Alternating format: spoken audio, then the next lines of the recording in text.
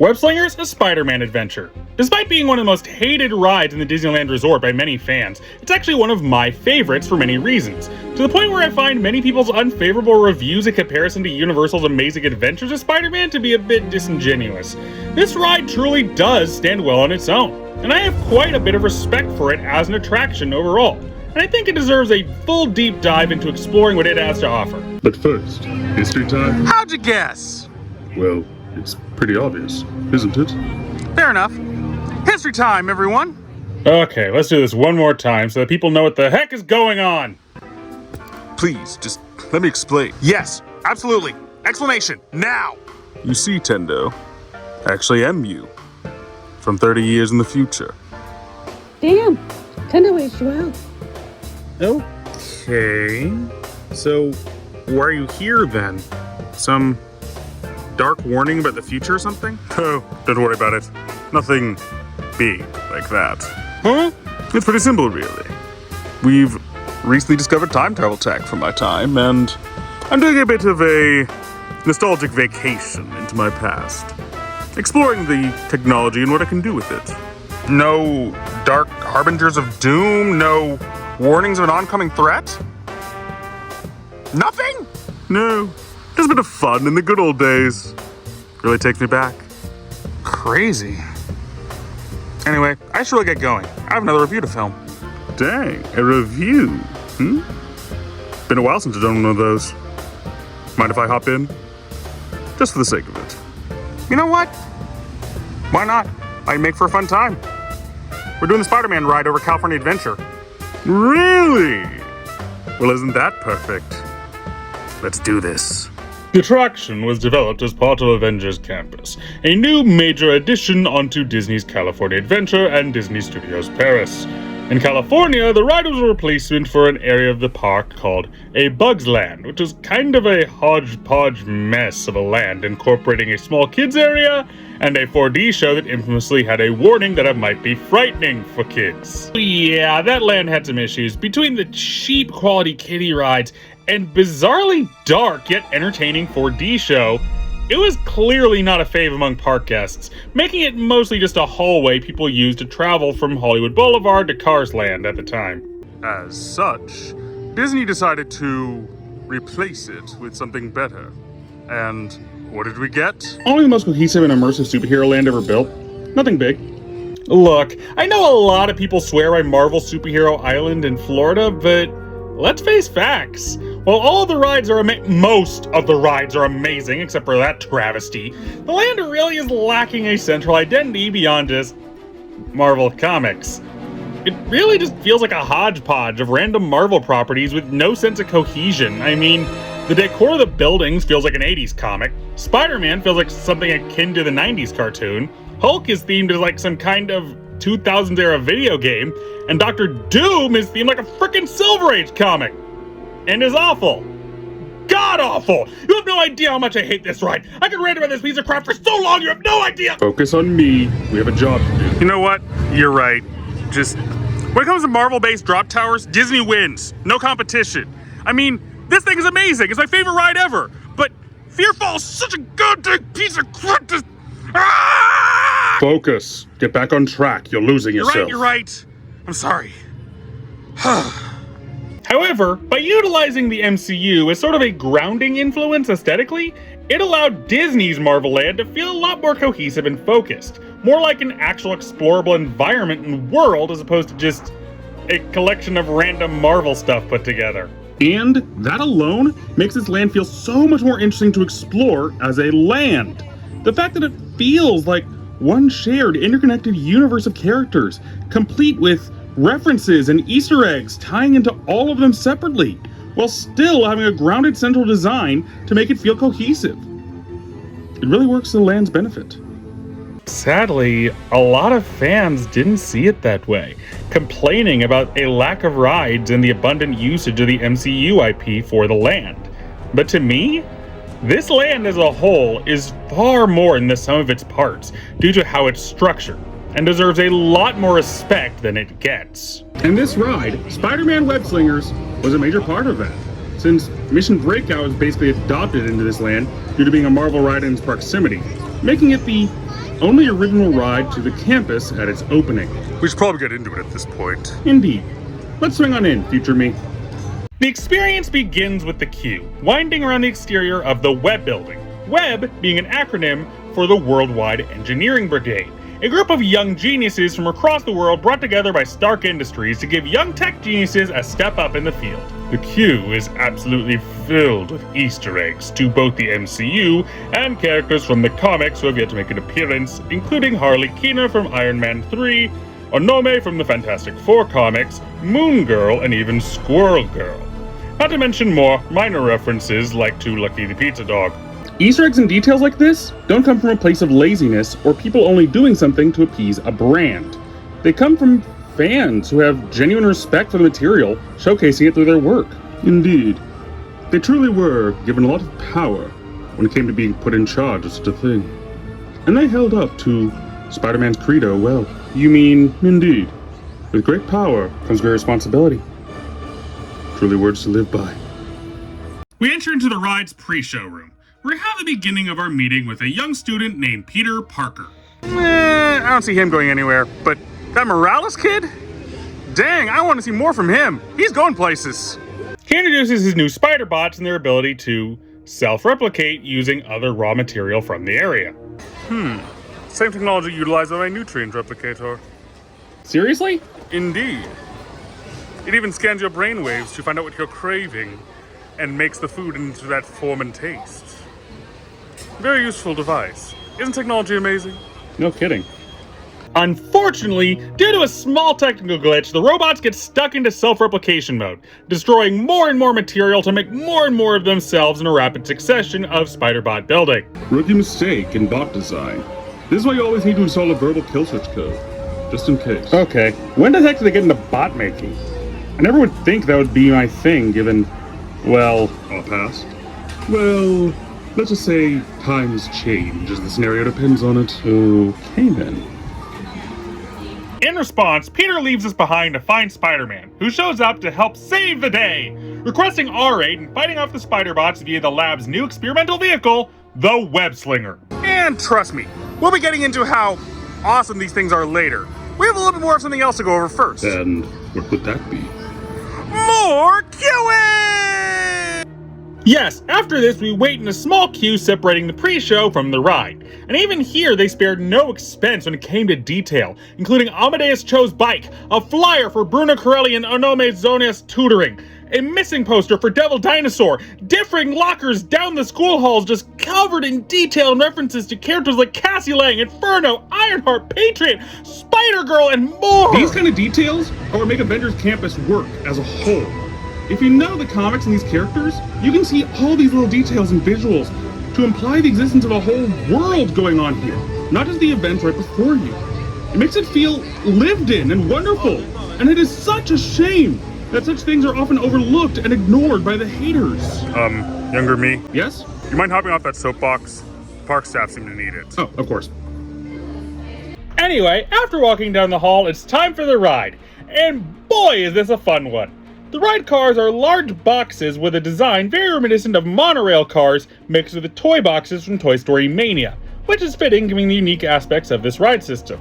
You see, this is a shooter ride in a similar vein to Toy Story Mania, except it's your body that activates the web shooters instead of a physical prop, and it feels so cool, especially given two aspects of its design. The first of which is the game's physics element, as unlike other shooter rides where all you can do is aim and fire, the physics engine and the fact that we're firing webs allow players to throw triggers and physics objects around the environment to use them as weapons against the bugs, adding on to the strategies and maneuvers the rider is capable of. Many riders have made comparisons to the Ninjago ride at Legoland, but that one's just a simple aim and shoot like any other ride. It's the physics engine here that's the real star of the show, and makes this a much bigger improvement on that version of the technology. The other of which was rather controversial among fans, but I personally find interesting and unique. These devices are web enhancements for the game you can buy for the experience, and they massively change things up, especially with different visuals and effects they cause for your webs, or even replacing them wholeheartedly to give the rider different methods by which to fight the Spider-Bots. Now, many seem to believe that they give a score boost and thus call the experience a ride with pay-to-win DLC, but I'd actually more call this cosmetic DLC, as the web enhancements don't cause a score boost like many seem to believe. Also, the objects themselves also function as neat little roleplay toys, so they do have a function outside of just the ride. Trust me, I'd rather pay for a feature that actually affects my ride experience in some way and potentially changes things up for an attraction, as opposed to similar elements in the parks like a stick that just cause effects in the land or a stick that lights up and you can't do anything with. Indeed. We can only hope in this timeline that such ideas will be expanded on and explored, instead of instantly shut down because some fools didn't like the concept of optional purchasable content that alters a ride experience in any fashion. Damn straight! Anyway, the ride begins as we head off into our first scene, the warehouse. This is a more simple environment, meant to help riders get used to the gameplay before the more complex sequences down the line, but also acts as a perfect introduction to the previously mentioned physics system with the boxes in the room, which the riders can throw around with their webs to crush spider bots as an alternative method by which to destroy them. See, there's some genuine thought and care put into this project, unlike with this hunk of garbage. Indeed. We never really did let go of our hatred for this thing. Seriously? Dang, I really can hold a grudge, huh? Perhaps. The next room we travel into is the PIM Test Kitchen, which brings about a unique aspect to the ride that I really have to admire. Each of its sections in some fashion make reference to other elements of the Avengers campus, like here with the test kitchen or later on with the Collector's Tower. It really makes it feel like the elements of the land itself are connecting together to formulate this experience. A rather unique prospect, especially given another aspect of this attraction to admire. And that is? How it focuses on Spider-Man as a character in and of himself. Let's face it, a common trap that many fans and writers can fall into with Spider-Man is to emphasize his villains over the hero himself due to their popularity, treating him as a mere foil for beating them as opposed to a hero going on his own journey. This is admittedly a fault of Universal Spider-Man attraction, one that this ride avoids wholeheartedly, despite mixing and matching of elements from other heroes here, but keeping Spider-Man a constant presence who's involved in the overall scenario. So, by that choice, they could actually make a Spider-Man attraction instead of a Spidey villain showcase. Exactly. Still, though, it begs the question, where are all the other heroes? Why aren't they helping with this mess? Who knows?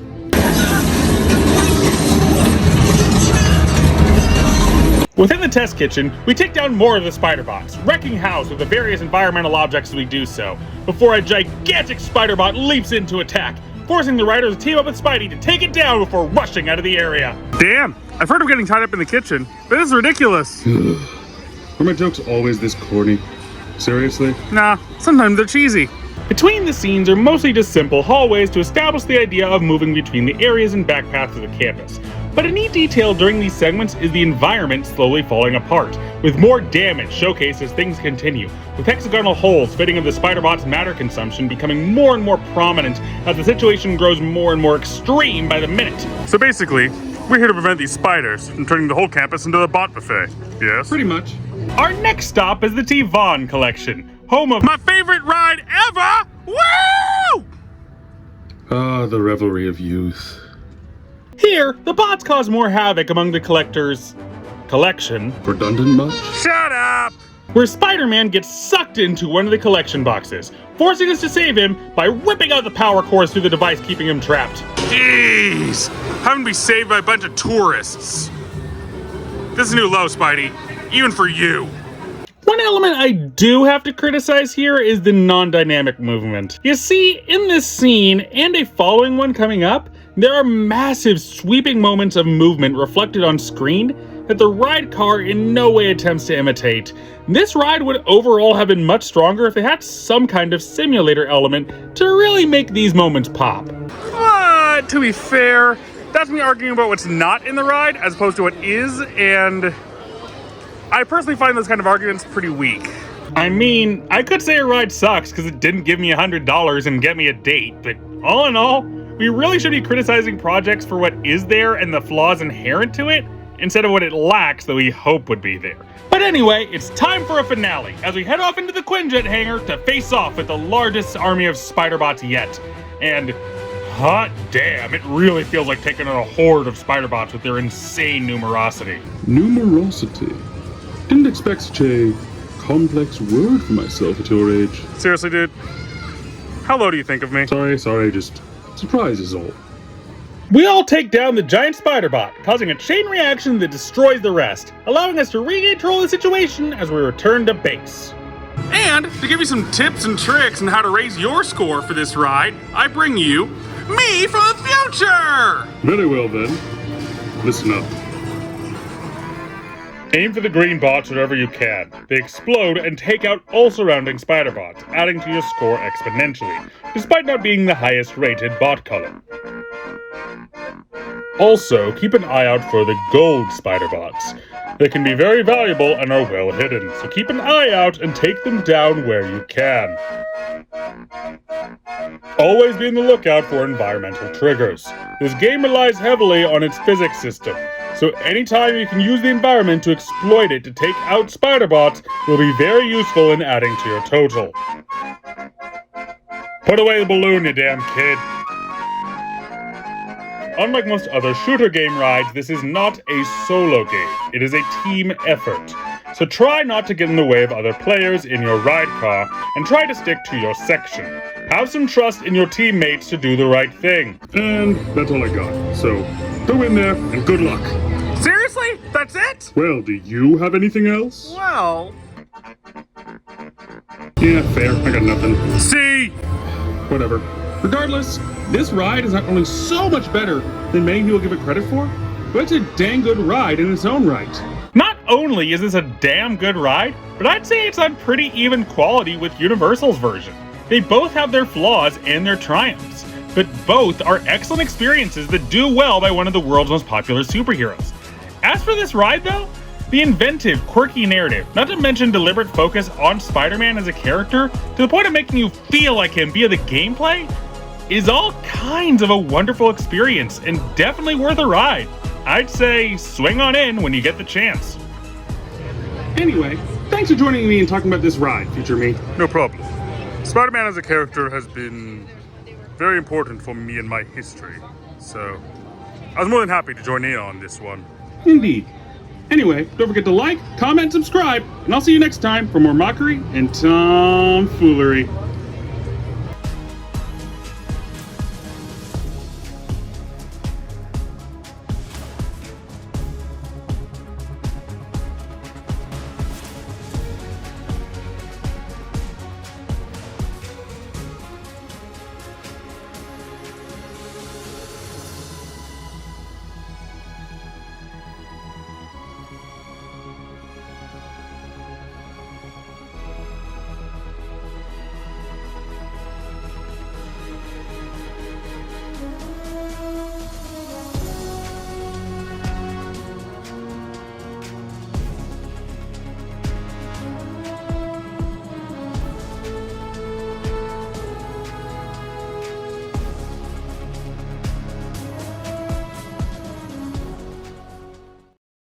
Damn, that was tiring.